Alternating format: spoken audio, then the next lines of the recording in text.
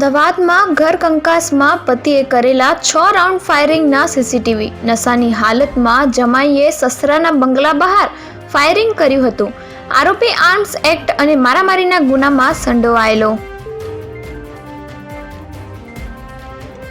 SG highway પર hit and run, યુવકનું મોત. ગાંધીનગરથી નોકરી જવા નીકળેલા બાઇક ચાલકને નિરમા યુનિવર્સિટી પાસે ટક્કર મારી વાહન ચાલક ફરાર. અકસ્માત સ્થળે પરિવારજનોનું હૈયાફાટ રુદન.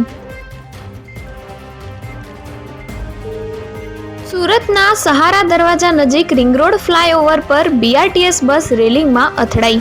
મુસાફરોમાં બૂમાબૂમ. બસ બ્રિજ નીચેથી પડતા પડતા માંડ બચી. સહારા દરવાજા નજીક રિંગ રોડ બ્રિજ પર અકસ્માત.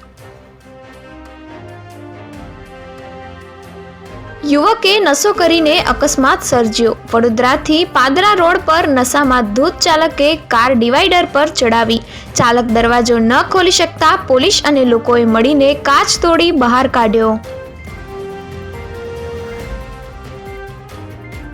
મહિલાને ફેસબુક પર આવેલી જાહેરાત ભારે પડી. ગાંધીનગરના પીજી સંચાલક સાથે શેર બજારમાં રોકાણના નામે 10 લાખની ઠગાઈ.